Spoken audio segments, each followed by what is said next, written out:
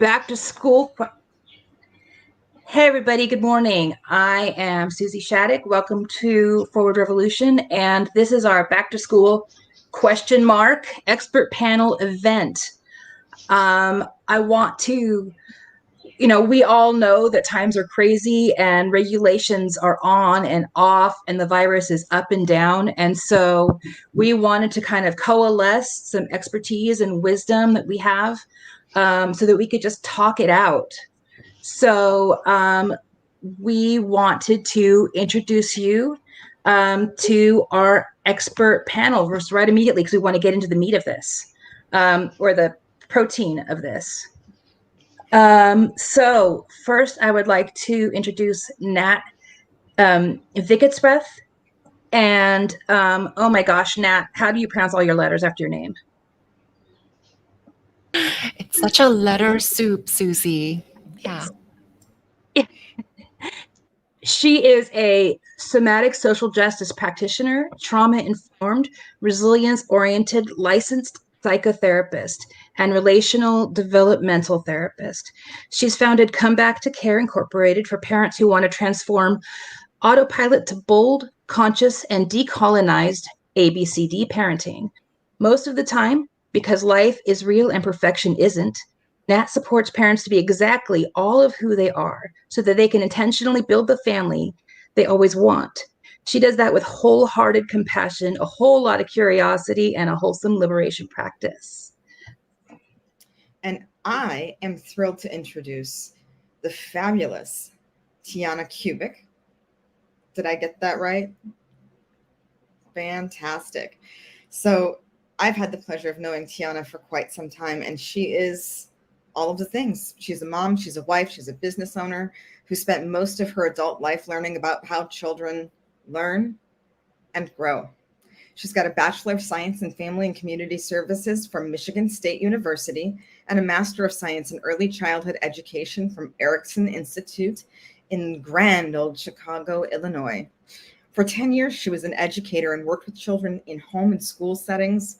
Although her primary focus was the well-being of children, it became overwhelmingly apparent to be concerned with the well-being of a child is to be concerned with the well-being of that child's family and community.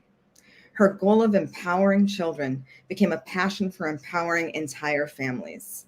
Parents should feel the freedom to listen to the needs of their children and the courage and to feel confident in their choices. And often this just goes against the narratives that society tells us about what happiness looks like, what education looks like, and what parenting looks like. We have to choose our paths to help guide our children to choose their paths. And that's where Tiana comes in. But in no way least, please meet Brian King, our third parenting expert. He has a master's degree in social work and is the father of 3 boys with Asperger's and ADHD. After receiving the same diagnoses himself, he wrote 5 books and became a recognized specialist in the field. With a unique approach to helping parents connect with their children who live with these unique challenges. Brian's presentations and programs continue to change lives worldwide.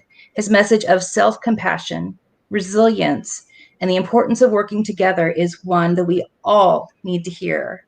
So first of all, thank you all so very much for your time and your presence today. And we have, as parents and as, people that are out here trying to function in, let's say, a world that is ever so topsy-turvy, we want to know from the experts a few things. And I think a great place to start is, what are the concerns and the thoughts and the fears and the feelings that you've been hearing in the work that you do? And Tiana, let's start with you if you don't mind. Sure. So I was actually just talking to Susie about this. It's really interesting because before COVID, the people that I spoke to were people that 100% bought into like the homeschooling life. Like they wanted to switch for various reasons, but they were excited to do it. And that's what they wanted to know. Like, how do I live my best life homeschooling my kids?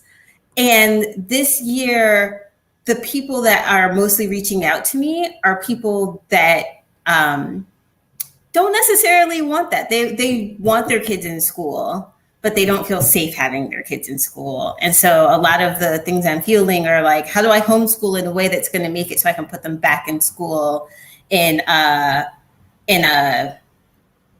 year or two? Or what are the logistics of homeschooling to the same standards that my kids are doing? So it's really interesting to navigate as a consultant, because I believe I love homeschooling and unschooling and I love our lifestyle. I wouldn't have it if I didn't.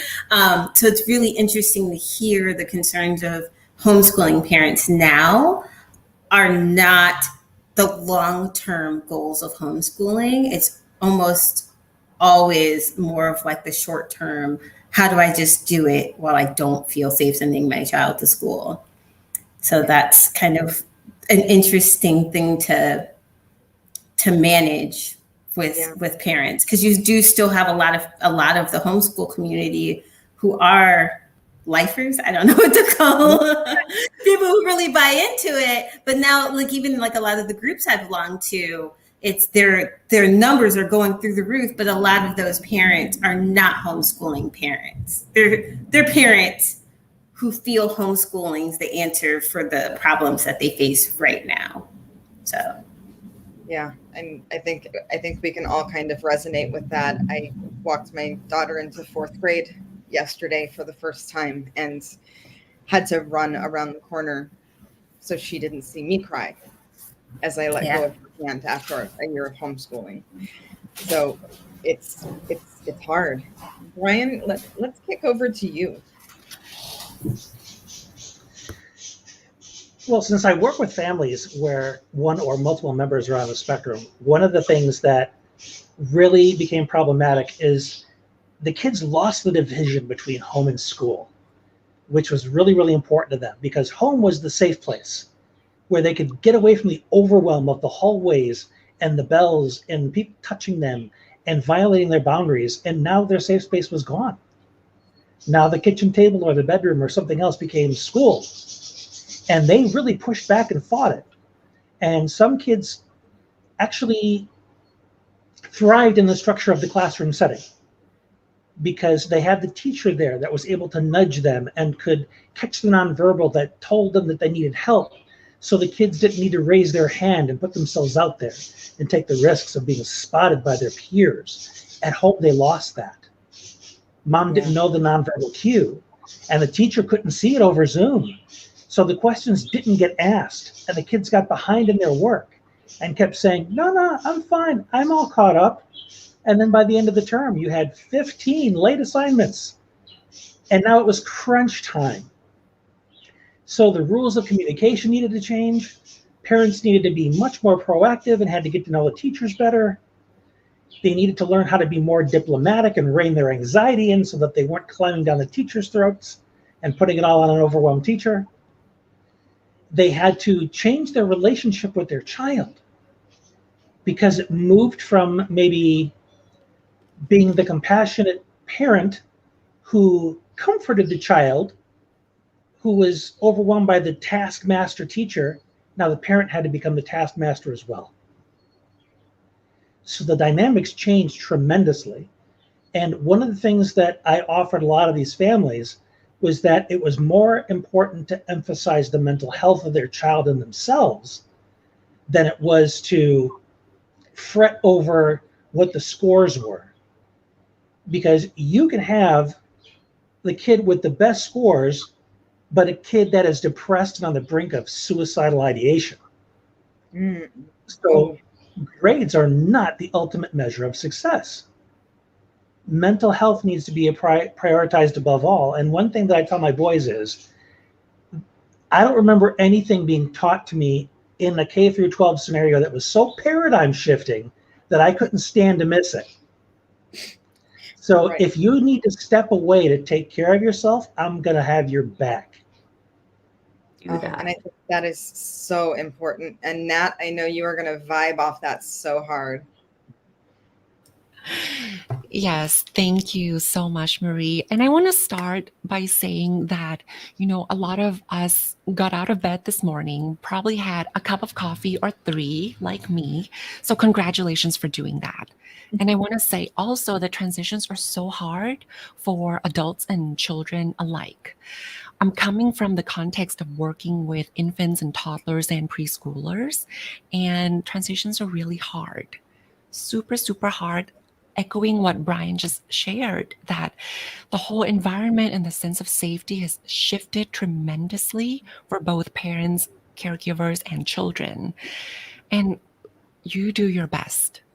You do your best. And the questions and concerns that I have been getting were centering around, what do I need to do to prepare my kids for going back to school or daycare? And I have to say that, whew, everything that you've been doing over the past year and a half is exactly what you're building the solid foundation for them to use this skill and transfer it in a classroom setting. So you have been doing that, first of all. So now we have to kind of trust that our little ones will transfer all those skills into a new setting and form a trust with new adults, which is the teacher. Yeah. And I have to say that I had a very interesting moment when I picked my daughter up from my mother's. And mind you, I had been on a plane from Hawaii to Chicago that took 23 hours to get through. So I was tired. And I had called my mom from the airport and said, Mom, I'm trying to get all of these things done, and I'm trying to get my child registered for school. And I have to tell you, I'm terrified. And my voice quivered a little bit, but I didn't want to cry in the middle of an airport because I had many hours to still stay in that airport. And when I picked my daughter up from my mother, she pulled me to the side and said, "You need to be brave." What? You need to be brave in front of your daughter and not scare her about this corona thing. And I took a step back, and I'm not very good at receiving my mother's advice in the moment because I turn into an instant teenager. That's my brand. But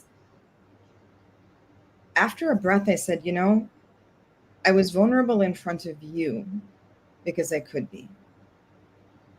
I don't share fears with her. I teach her to be responsible for herself. And if I feel that it's the best decision for my child, I am going to make that decision, and I will do it with no regrets.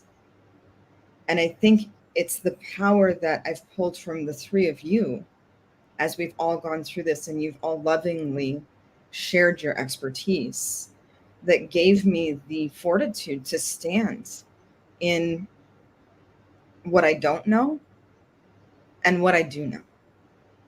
And it was a really incredible moment.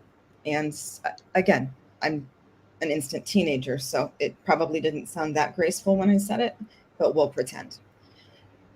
So I kind of want to open things up because we have so many comments and questions from the parents that we want to dig into, and we really want to hear your thoughts on how you would support this person in the best advice that you can give through your filter.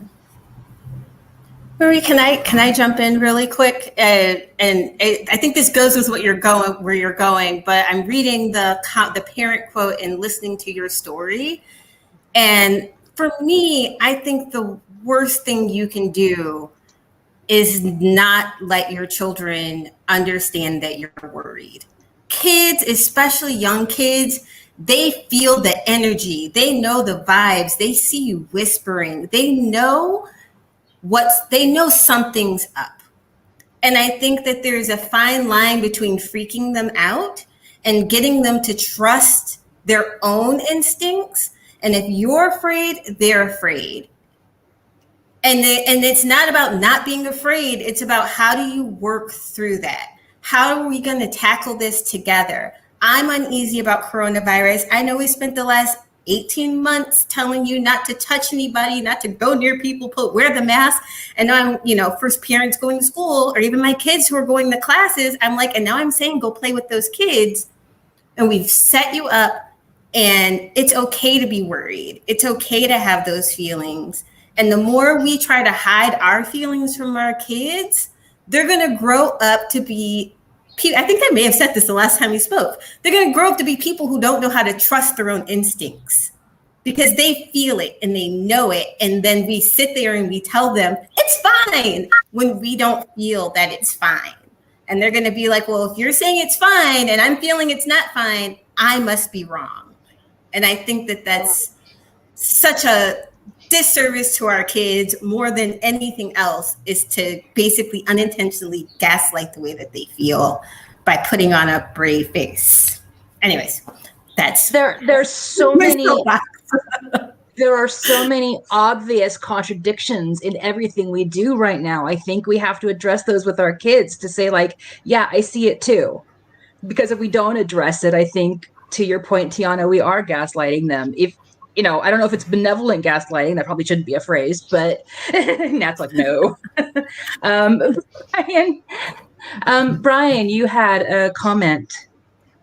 Well, the first thing I want to say is that the V in brave stands for vulnerability. That's important to understand. And just to piggyback on what it's I can't see the names underneath of the women that I have the privilege of. Because part of my ADHD is horrific working memory, so I forget names very quickly.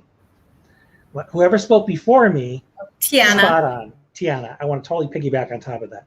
Because in the absence of showing your authentic emotions, what are you left with? Pretending everything is okay. How is that a life skill? How are you helping your child by teaching them to pretend everything is okay? There's no value in that. Yeah, it had value for our parents. And that's why they try to bring it forward, but it doesn't necessarily have value for us anymore. Well, and a bigger issue is if you teach your kids to pretend that everything is okay, like Tiana was saying, you don't teach them emotional intelligence. You teach them to shove their emotions down, and you don't teach them how to work through any emotion they're having. So if you come in and you're freaking out and you can't handle your emotion, yeah, that's an issue if you're showing that in front of your child. But if you show your emotion and then teach them how you're going to work through it, that's a powerful moment. Yeah. Because you're also modeling resilience. To save me 10 years in therapy. And that's, yeah, so that's an important moment to have with your child. I'm afraid. Here's why. It's reasonable to be afraid. And here's how we're going to proceed anyway. Do our best to keep ourselves safe. There are still some elements of unknown here. Mm-hmm.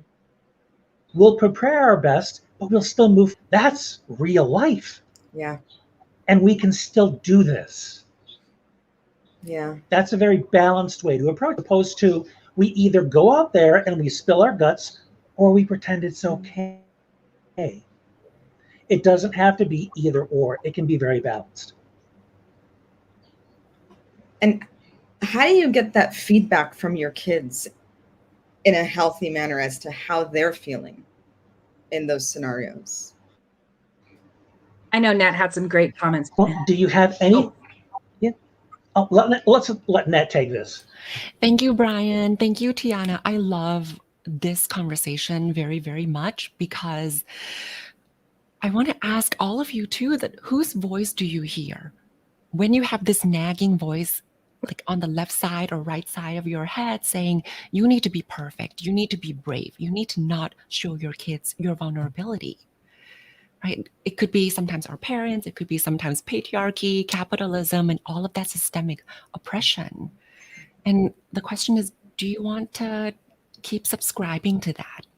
Because just like what Tiana and Brian shared, that this could be a moment where you can, teach your child how to regulate and solve problems.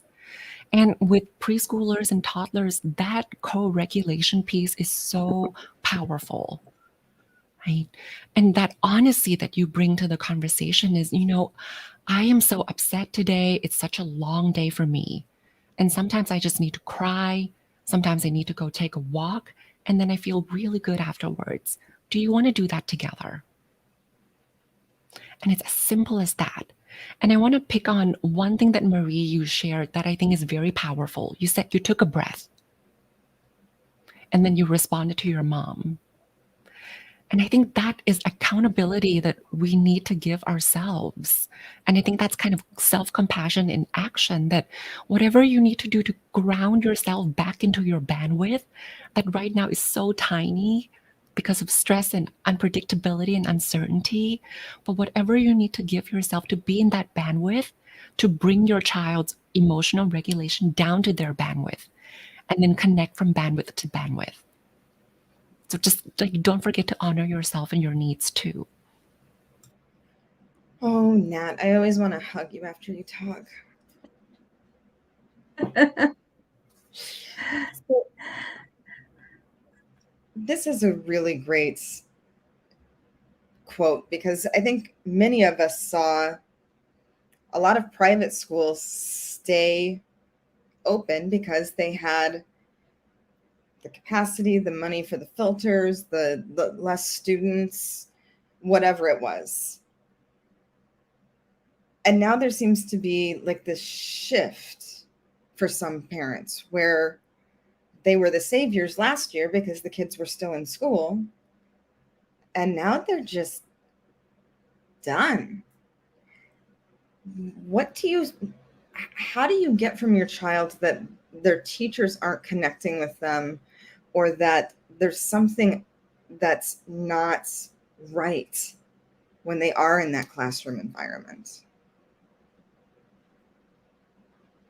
Which, by the way, I will say, my very first day of kindergarten, the teacher told me, I promise not to believe everything your child tells me about you, if you promise not to believe everything your child tells you about me. Which was fair.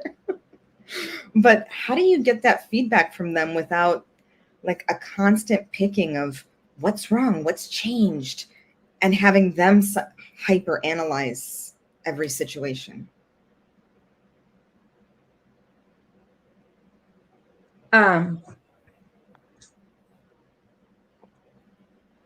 What's happening, Brian asked what's happening in private schools, is that a lot of them are using their place as being like bought into to really cater to the parents' whims instead of the CDC.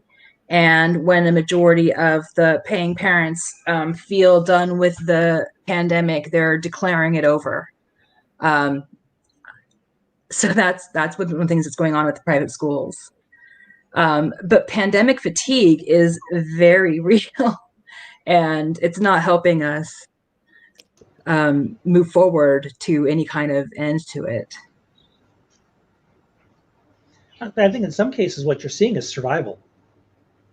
The schools themselves do not have the privilege of government funds to keep everybody afloat while we're waiting for things to open back up again.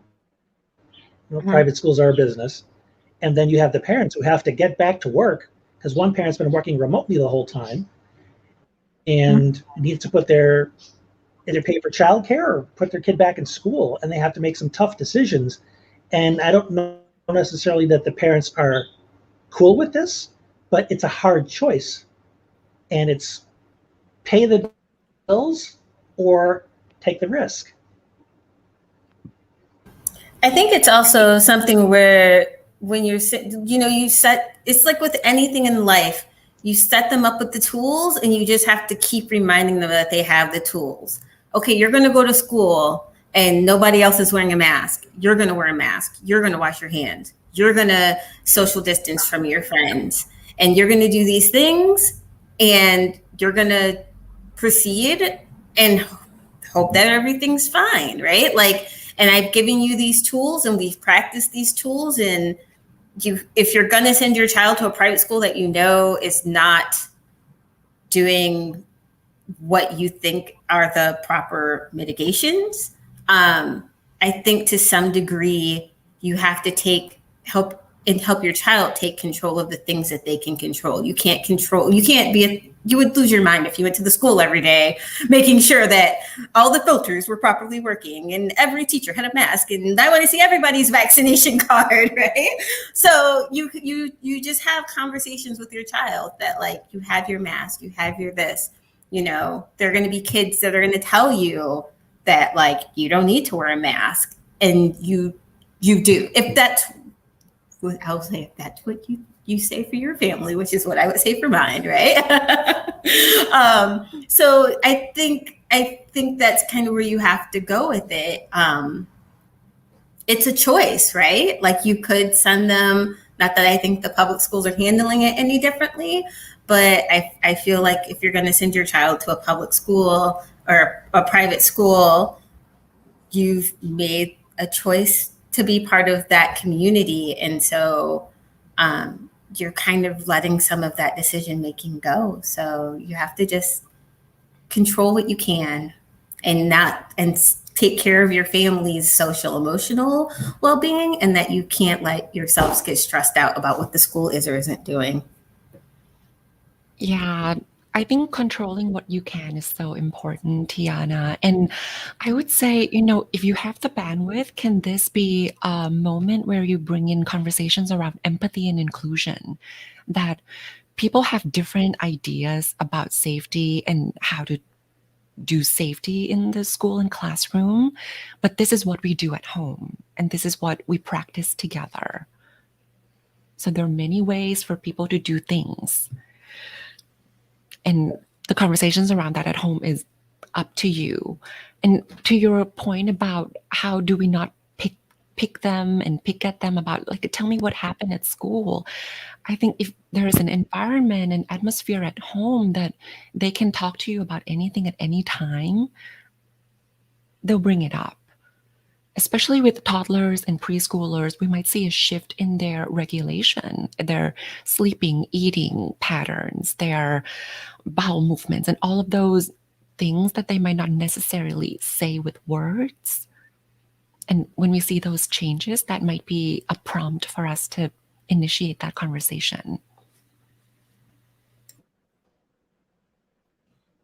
Yeah. Final comments, or would you like to move on? Marie? Let's move on. Okay, this is a big one that I've seen. And I think this is a really interesting, Tiana, are you okay? That my kid is falling behind and that they have to be in school. What do you think about just the premise behind that statement?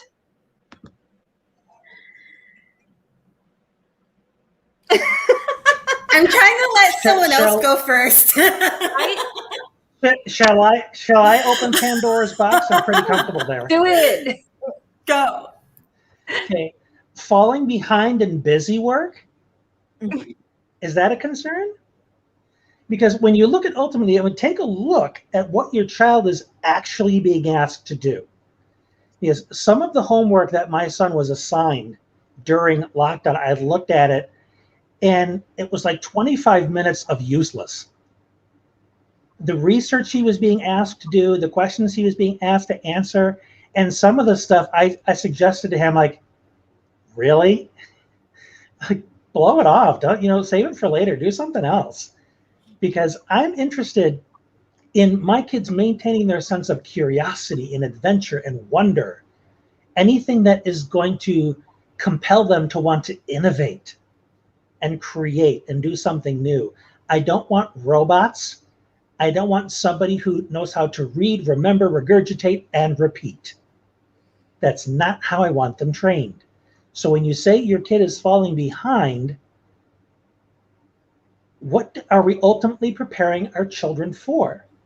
If you want your child to have their diploma to go into factory work where they're being told what to do for the rest of their lives, tell them to buckle down and get those good grades in school. If that's not what you want for them, you encourage them to do the best they can while simultaneously chasing what interests them, what lights their fire, what makes them curious, what satisfies that desire for play and exploration. That balance is critical, not bogging them down and overwhelming their schedule with the stuff that's going to look good on a college resume, because all that stuff is for somebody else. Anyway, I'm going to leave it at that. You pretty much said everything that I would have said, and that statement is why we decided to homeschool to begin with. I could see I have an early childhood degree. I love play. I love all of it. And when we started creeping up on kindergarten, I student taught in a kindergarten classroom, and fantastic people in the school, but the system of having to analyze kindergartners' handwriting and paragraphs and all that, just as my son crept up on it, I was just like, no, I don't want that for him. I don't want them to kill his curiosity. And so that was the main driver for us in homeschooling. And so when I hear people talk about it now as like the pandemic, my kids are going to be behind, I'm like, behind on what? Especially when you see the recommendations for homeschooling, that you're only spending, if you're doing homeschooling, like trying to replicate school at home, half an hour to an hour a day. And the rest of that time at school is not to put them down, because they are important social and they're working on social skills. They're working on a lot of busy work. I have to agree with Brian. But you don't need school to have your kids not be educated. And then it's just how we have done it as a society. And so you don't have to stress about them being behind. What are they behind? Exactly. Behind what is the comment, right? My son, he is reading. He would be third grade. He has dyslexia, some eye issues. He's reading about a first grade level, but he will blow your mind on all sorts of things. And we honor that. He's a talented piano player now, and he loves talking about Minecraft, and he spends hours teaching himself chess on an app. And those are the things that we're like, yes, do more of that. And as part of his therapy, we do the things we have to do for his therapy. But like, I'm not stressing about the fact that he's behind on reading, because essentially I'm like, he's gonna figure it out one way or another. And there's a pandemic. I'm way more concerned with his health and well-being than I am about his educational track, I guess. I don't know. I don't even know what to call it anymore, because I'm like, what educational track? What are we saying for our children right now? That your ability to count or read novels is more important than everything else. And I think that that's crap. Tiana, can he teach me how to play chess too? So, side note, no stress chess. You buy it at Target, and it will teach all of you how to play chess. It is a fantastic board game. We now all know how to play chess just a little bit, including my 4-year-old. Noted. And then we got him chesskid.com because we could not keep up with playing chess with him like 17 times. Unfortunately, we have to be in the rat race a little bit to pay our bills. So I'm like, we have to work. So you need friends to play chess. I love that.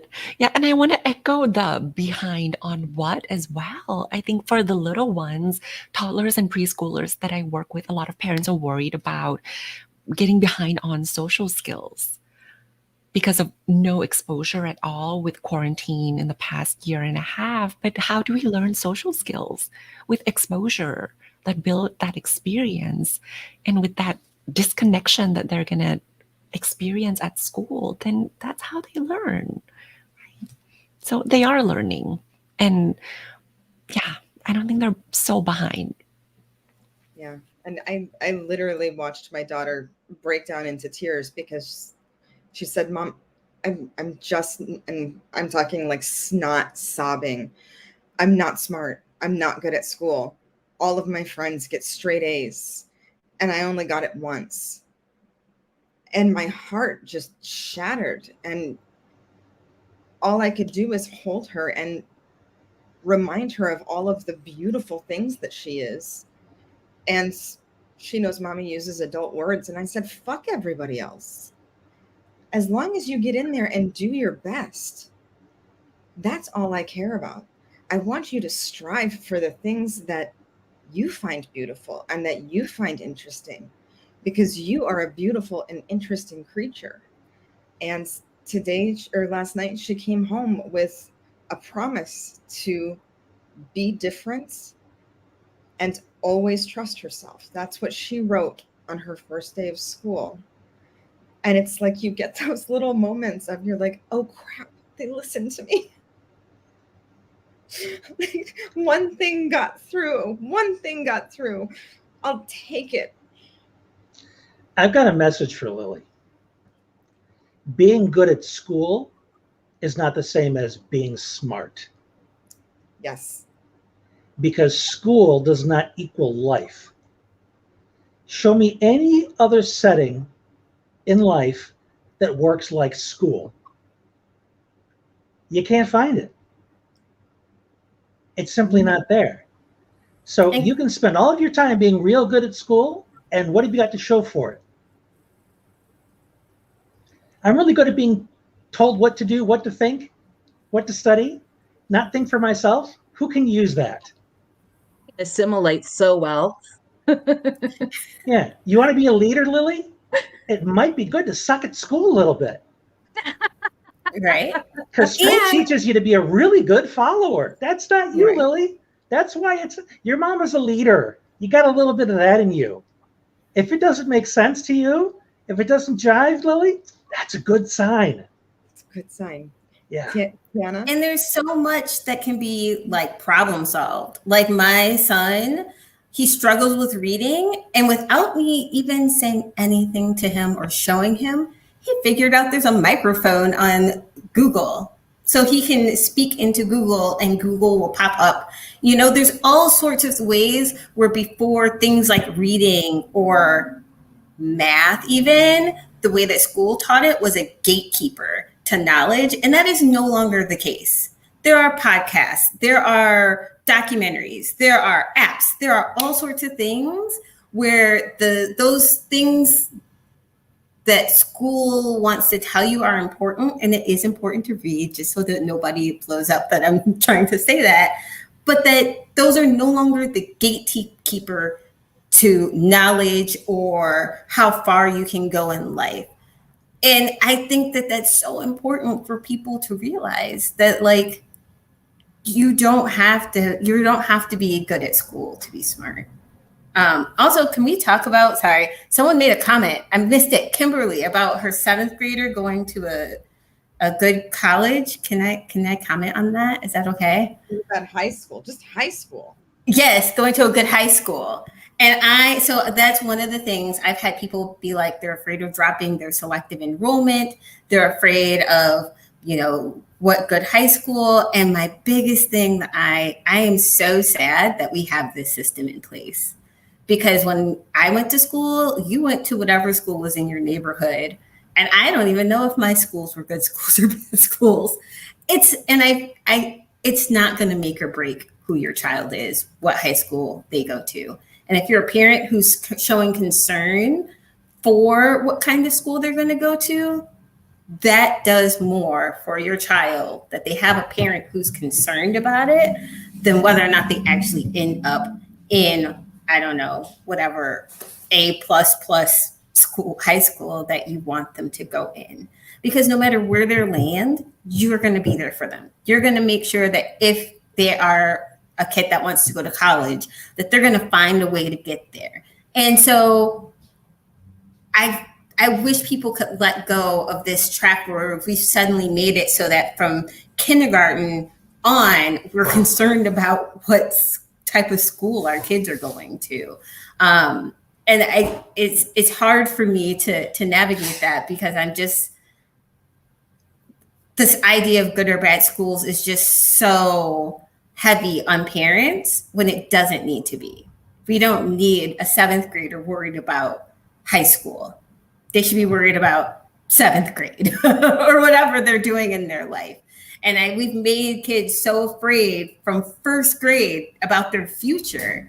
And they're as if they're not people right now. We're so worried about what's next for them that we're missing out on who they are right now. And I feel for everyone within the system of being pressured into getting kids into certain places. When I was growing up, you were worried about what college you were going to, and you didn't even really worry about that till 10th or 11th grade. And now I see this same worry, but from with babies. And that's terrifying to me. Lily started that at 1st grade. Like, she would spin out, Mom, if I don't get all A's, I'm not going to get into a good college. And then what am I going to do with my life? And I'm like, you still have baby pudge. Like, what are we talking about here? And where did it come from? But once they're in that system, they start impacting that message over and over and over again, that if you don't do well now, you won't do well ever. Yeah. And that's such a lie, because how many stories of fantastic people do you hear that started with, I sucked at school, I struggled with life, I came from a broken home. They had all these struggles as kids. They had not enough of the resources that society tells us we need. And somehow they're off innovating and doing marvelous things as adults. So having advanced placement math in high school is not a predictor of how successful you are as a human being as an adult. And I just wish people could bring it down a notch. So Brian, do you have a response to that? One question I encourage people to ask is, who benefits if I buy into this story? So when you look at this narrative that it's all about getting into the best high school and into the best college, following this track to its completion, because this is not your story. This is the system you're born into. So who benefits if you follow that track? Like Nat said earlier, whose voice is this in your head? You didn't agree to this. This was thrust upon you. And also consider the fact that the culture that we're in right now, the way the school system, everything else, is one culture. You also have your family culture. And it's important for your child to understand that there are multiple ways to do things in life. You have your way of doing things when you're home, the way of doing things at school, the way of doing things at work. If you're dealing with kids on the spectrum, they tend to think there is the way of doing things. You do it that way everywhere. And little kids will often believe that as well.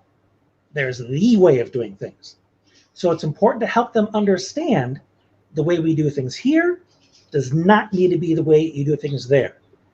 So to bring it home, the way you do things at school doesn't need to be the way you do things in life.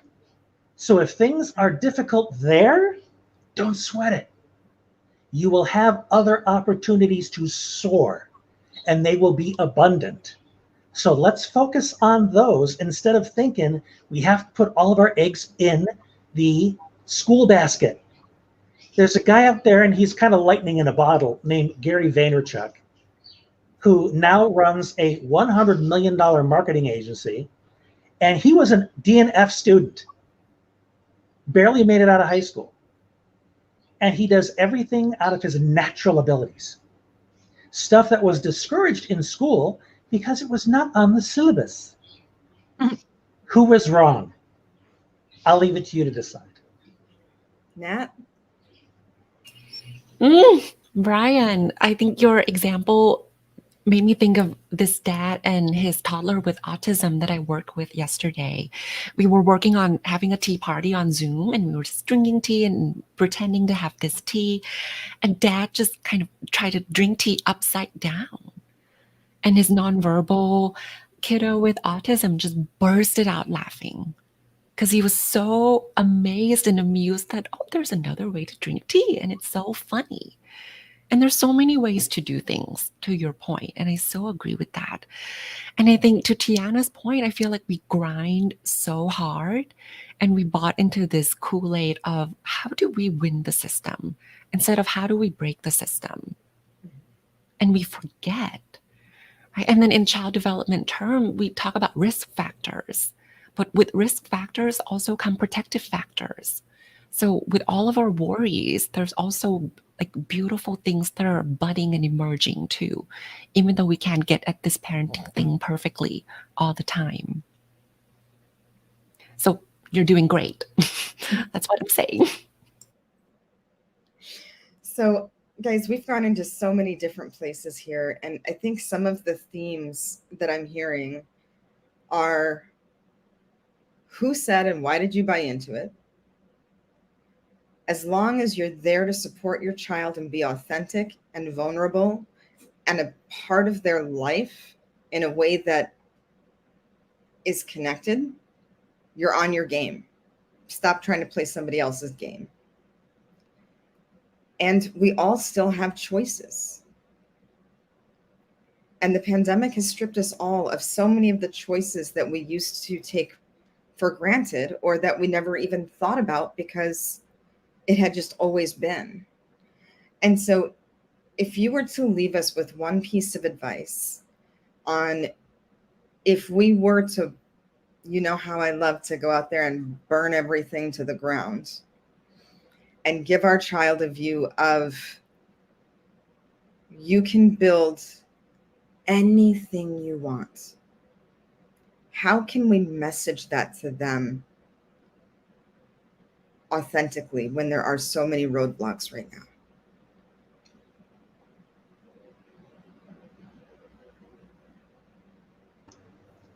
Find a good internet connection and look at the people that have found their way to the experiences you aspire to have. And you will likely find that they learned how to have those experiences outside of a classroom. Yeah. Follow their lead. That's how you are going to have success similar to theirs. Don't try and reinvent the wheel.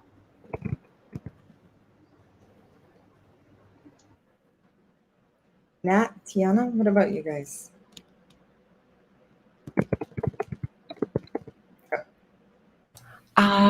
Thank you, Tiana. I think for parents, I feel like we need to unburden that pressure of having to be everything for everyone all the time and accepting the limitations that we can't. That's why we do things in the community. In however way you want to connect with another parent or another family safely, because whatever you're lacking, they have it. That's why they're in your life. So build your community. Yeah, and that's something that we all lost and had to reassess and rebuild. Tiana? I think the biggest thing for me is that we all still have lots of choices, and that no choice is inferior or superior. They're all just different. People, I get two different things on homeschool. Either it's not as good as public school or my kids are going to be geniuses. And I'm like, it's neither of those. It's just different. And I think people don't feel that they have choices. And even if you choose school, you can choose how you navigate school. You can choose how you view your child when they come home. Like Brian said, send them to school. They can do what they do at school. And when they come home, they can be all those other things. And you don't have to focus on the grades or whether or not they're going to get to the next level of school and things like that. So understanding that you can have choices even within this broken system, you can choose to do things differently.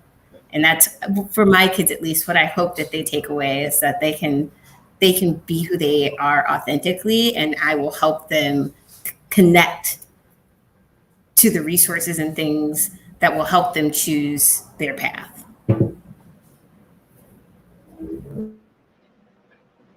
this went in and it broke my heart. And it's just, you know, in some ways it is a privilege to be able to carve your own path and to write your own script, but there's a lot of people not in that scenario. And so for all of those parents, especially this one, how do you hold that? How do you move when that is your, when you're in that space? What is the best way to take care of yourself and your family? Can I just say, like you can choose your own physical path is definitely a privilege. It's a privilege that we can homeschool. It's a privilege that we don't have to go to work. But it's not a privilege to, sorry, I don't know how to say that. Basically, you even if you feel you have to send your child to school, if you feel that you're stuck in a certain situation, the way that you work through that situation, you can send your child to school and not harp on them when they come home and didn't get an A all the time. You can send your child to school, and then when they come home, let that go. You don't, so there's choices. There's always choices. There's always room to be able to make an experience different and to change how you approach it and how you teach your children to approach it. And so it's kind of, even in Texas, I'm so sorry, where you're stuck with all these things coming down on you. You can find where we do this. I used to do this with preschools all the time. You give them choices of what's possible. Think about what is possible and make your choices within what's possible to make yourself feel better. Obviously, if you have to go to work and your children have to go to school and you have to live within this system, there are things. Make sure your kids have masks if that's what you think will keep them safe. Make sure you've worked through social distancing. Those kinds of things where you can control the choices, do it. And we're all confined by something. Nobody's completely free to do whatever they want. A really good point. So how do you handle that? And this is not the title for this, but that mess mom feeling of one child is more protected than the other. And there's a disparity here that is just so unfair.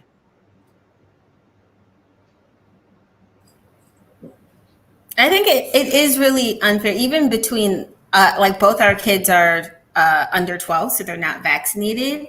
And it's really hard to think even in terms of like, there are places my husband and I can go and things that we can do that don't apply to the children.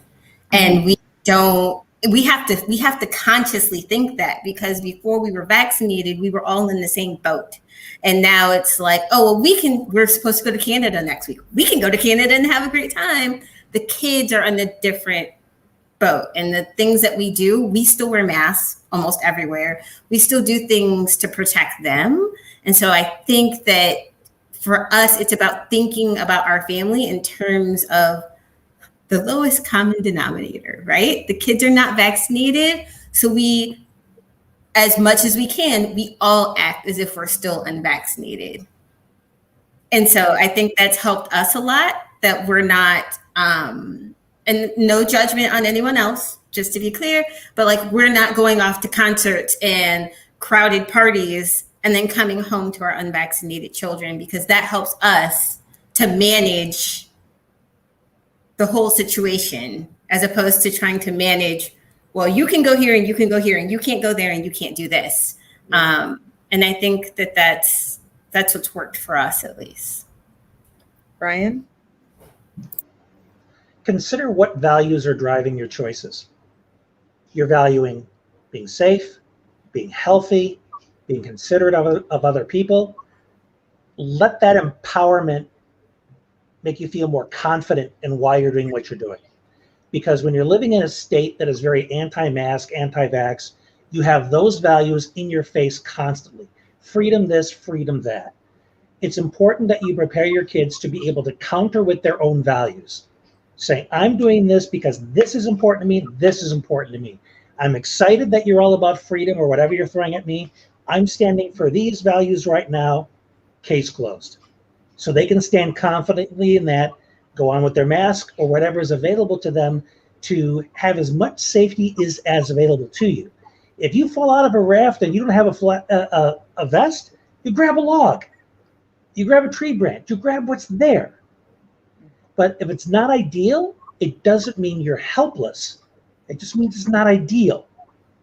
So go with what you got, stand in your values, be there for each other, and realize that you're not a mess because you don't know everything or because you can't have the perfect result. As long as you can do something, you're not helpless. Yeah. And if I can We're just encouraging also one critical thing thought is, and boundaries. Mhm. Nat, Yeah. And you are a mess because you need to be a mess. You're making this impossible choice between your safety, your kids' safety, and education. And when you're making that choice, you're full on in your survival mode, fight, flight, freeze, people, please. So you are going to be a mess. But how do you make that choice, like Tiana said, to get back into your bandwidth so you can be that place of curiosity so that you can show up for yourself and for your kids? It's privileged to do that, but it's also very necessary to 100%. live fully in that moment. And if you cannot, there's also the next breath. Yeah. I think there's also some fatigue. I know we were talking about fatigue with schools and COVID, but like, I've almost canceled our visit to my dad every day because and it's not because I'm scared to go. It's because I'm tired of the decisions and the watching the CDC and the keeping track of if the Canadian borders are open, are the US borders open, and then me even making decisions about is this activity safe for our family? And part of me just wants to go back to like lockdown mode just because I'm tired of making decisions. And so I've been a mess. And I think that it's natural for all of us to be a mess, especially at this point where the changes are still coming at us fast. And nobody knows what to make of this new variant, and there's other variants. And I think that you have to give yourself some space to just be a mess because otherwise, it's hard. And, my husband gonna kill me for saying this. So the other day he told me that I was working myself up. He backtracked and explained what he meant by that. But I was like, well, I'm not working myself up. Things are working me up. Life is working me up. And I think it's hard. It's easy for us to think that we're doing this to ourselves because in pre-COVID, it was all about our own mental health and whether or not we could accept normal. And now it's like, well, things aren't normal. And it's like, well, it's always about what things are affecting you. And you promised us normal. Where is it? Right. I want normal now. Things are not normal. We are indeed surrounded by a little bit of chaos. It's not in our heads. We all know the chaos is going to change. And I want to make sure that those listening can stay connected to these incredible experts that we've pulled together because let's face it, one great webinar is not going to solve the world. It's what we do after and how we continue along that journey. And so I want to make sure that you all know how to find our incredible guests today. For Nat, please make sure that you join the Care Collective newsletter, and you're going to get such hope-filled and helpful information about decolonized, embodied, and integrational parenting every Sunday. Go to her comebacktocare.com/newsletter. And then also while you're there, join Project Care and Connect for free training. She's doing an integrational training on integrational family resilience and decolonized family building 101. And you can follow her on Come Back to Care on Insta. For Tiana, find her. She's got a couple of Insta accounts, which are great. One is Us Along the Way, which is her family journey, and Curious Kids Learn. And you can also find her website at CuriousKidsLearn.com. Brian also has this really incredible Facebook group for neurodivergent women. And you can find that at Neurodiverse Strategies. If you Google it in Facebook, it's a group. Make sure that you join. I promise he'll let you in. I want to thank all of you for your candor, your love, and the time that you've given. We are so incredibly blessed to know you and to be able to absorb the bits of brilliance that you share with us. I want to encourage the community to stay connected, stay curious, and let go of the mess. You can just be a miss for every now and then, because as Nat said, there is another breath. As Brian said, there is another way. And as Tiana said, it's your family. You can do it the way you want to do it, damn it. I'm paraphrasing. Thank you all for joining us. We will see you again very soon, and thank you for being experts in the revolution. Bye, guys.